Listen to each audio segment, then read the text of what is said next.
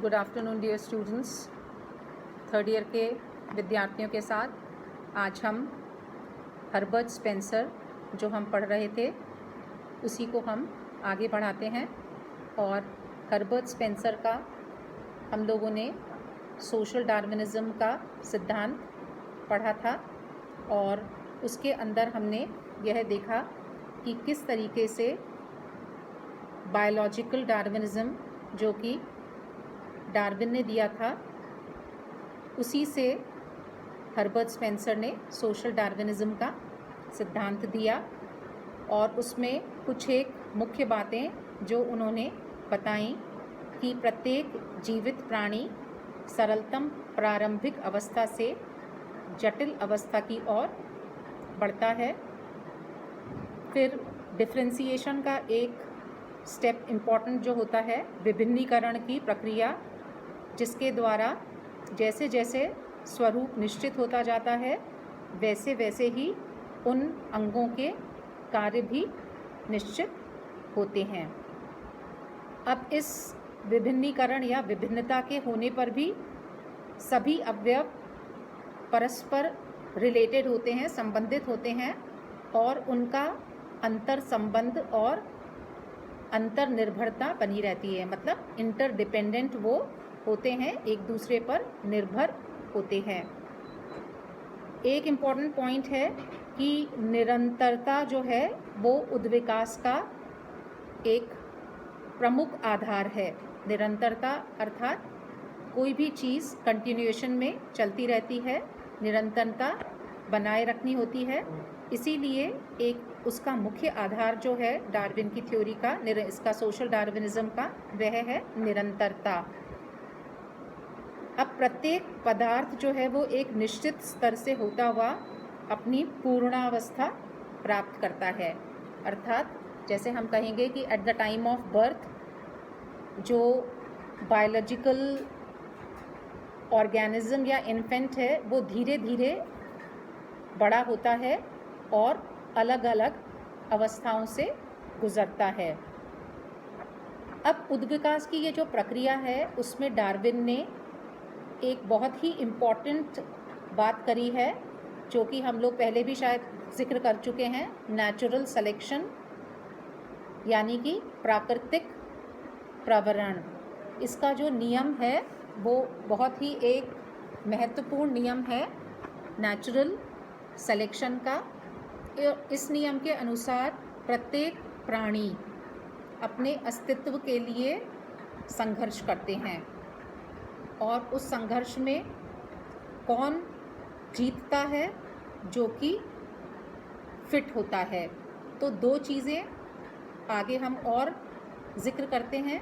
एक तो struggle for existence कि सारे प्राणी और प्राणी समूह अपने अस्तित्व के लिए संघर्ष करते हैं, अर्थात स्ट्रगल फॉर एग्जिस्टेंस। आपको एग्जिस्ट करना है इसलिए आप स्ट्रगल करते हैं, ठीक है। और दूसरा, जब आप स्ट्रगल कर रहे हैं अपने एग्जिस्टेंस के लिए तो कौन व्यक्ति अपना अस्तित्व बना के रह सकता है, जो सबसे ज़्यादा फिट होगा, अर्थात सर्वाइवल ऑफ द फिटेस्ट। जो भी इस संघर्ष में सबसे ज़्यादा योग्य होगा वो ही फिट होगा। तो सर्वाइवल ऑफ द फिटेस्ट और स्ट्रगल फॉर एग्जिस्टेंस, ये दो डार्विन के नेचुरल सिलेक्शन में होते हैं और यही हम हर्बर्ट स्पेंसर की थ्योरी में भी देखते हैं। जिस प्रकार डार्विन के उद्विकास के नियम से प्रभावित होकर समाजशास्त्रियों ने इसे समाज पर भी लागू करके देखा और उससे क्या निष्कर्ष निकाला कि समाज में भी उद्विकास की प्रक्रिया होती है। ये जो थ्योरी ऑफ एवोल्यूशन है वो समाज में भी होती है और इस अवधारणा का विकास हर्बर्ट स्पेंसर ने करा और उनके अनुसार उद्विकास पदार्थ का एकीकरण और उससे संबंधित गति का आचरण परिवर्तन है जिसके मध्य पदार्थ एक सापेक्षता, अनिश्चित असंबंध एकरूपता से सापेक्षता निश्चित संबंध एकरूपता में बदल जाता है, जिसके मध्य पदार्थ की गति भी समानांतर परिवर्तन से गुजरती है।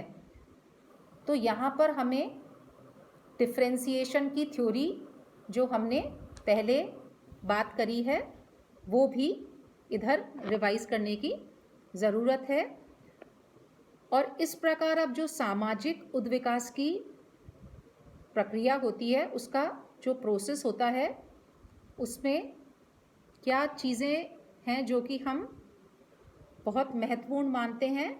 पहला हम कह सकते हैं कि प्रत्येक सामाजिक संस्था का यदि हम निरीक्षण करें तो उसमें इंटरनल ग्रोथ हम देख सकते हैं।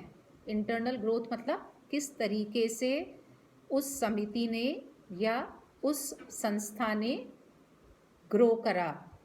मान लीजिए आज हमारा कॉलेज है, ये 4 साल पहले, 5 साल 6 साल पहले चालू हुआ और धीरे धीरे इसके अंदर लोग बढ़ते गए, फैकल्टीज़ बढ़ती गईं, स्टूडेंट्स बढ़ते गए और किस तरीके से इसका विकास हुआ या उद्विकास हुआ।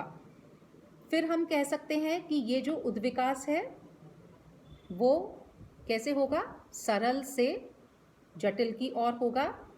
अर्थात अपने प्रारंभ के स्तर पर तो समाज जो था वो सरल था, किंतु जैसे जैसे इसका विकास होता गया तो उसमें धीरे धीरे जटिलता आती गई। मान लीजिए पहले 4 स्टाफ मेंबर्स थे तो सब चीज़ें सरल थी, अब 8 हो गए तो थोड़ा जटिलता बढ़ गई क्योंकि अपने अपने व्यू पॉइंट सबके जुड़ गए। उसके बाद हम कहेंगे जो उद्विकास की जो एक प्रक्रिया है वो निरंतर होती रहती है, होती बहुत धीरे धीरे है। It is a gradual but constant process of change. निरंतरता मतलब सतत चलती रहती है और धीरे धीरे चलती रहती है, बिल्कुल धीरे, जिसको कि हम ऐसे देख नहीं सकते, because it takes years and years, बहुत साल इसमें लग जाते हैं। अब ये जो उद्विकास की प्रक्रिया है ये कुछ निश्चित स्तरों से होकर गुजरती है और ये निश्चित स्तर जो हैं वो प्रत्येक समाज में एक ही क्रम से आते हैं। अलग अलग जो स्तर होते हैं, डिफरेंट स्टेप्स होते हैं जिनसे इनको गुजरना होता है। फिर हम कह सकते हैं कि सामाजिक उद्विकास जो है वो एक तरह से सामाजिक परिवर्तन का ही स्वरूप है और सामाजिक उद्विकास जो है वो किसी की भी इच्छा पर या अनिच्छा पर, उस पर नहीं बेस्ड होता है, उस पर आश्रित नहीं होता है कि भाई आप जब चाहेंगे तब तो सामाजिक उद्विकास हो गया और जब आप चाहेंगे तब आप उसको रोक देंगे, ऐसा नहीं होता है। उसके बाद हम एक चीज़ कह सकते हैं कि उद्विकास जो है उसका कोई लक्ष्य नहीं होता है, अतः उसकी दिशा के बारे में भी कोई अनुमान नहीं लगाया जा सकता। जब उसका कोई लक्ष्य नहीं होगा, डेफिनेट वो नहीं होगा कि कहाँ पर जाना है उसका या क्या उसका डेस्टिनेशन है, तो उसके लिए हम कहेंगे कि दिशा जो है उसका भी हम अनुमान नहीं लगा सकते हैं, क्योंकि यदि हमारे को लक्ष्य पता होगा तो हम दिशा का अनुमान लगा सकते हैं, मगर यदि हमें लक्ष्य का पता नहीं है तो हमें दिशा का पता लगाना थोड़ा सा मुश्किल हो जाएगा। अब कुछ एक पॉइंट्स है बच्चों जो कि हमको ये बताते हैं कि अब ये जो सामाजिक डार्विनिज्म है, डार्विनवाद है, उसका कुछ क्रिटिसिज्म भी है या नहीं है, उसको हम कुछ वास्तविकता भी है या नहीं है। तो उसमें हम 2-3 पॉइंट्स का जिक्र कर सकते हैं कि एक तो डिफरेंस जो होता है, समय क्रम में अंतर हो सकता है फिर एक हम कह सकते हैं कि उद्गम की भी समस्या हो सकती है, उसकी जो इकाइयाँ होती हैं उनके अंदर भी भिन्नता हो सकती है, या जो परिवर्तन है उसमें भी भिन्नता होना स्वाभाविक है। और उद्विकासीय सिद्धांत जो हैं वो प्राय गलत भी कई बार हम कह सकते हैं हो सकते हैं। तो कुछ एक पॉइंट्स हैं जिनके ऊपर हमको विचार करने की आवश्यकता हो सकती है कि सामाजिक प्रसार का भी अभाव हो सकता है।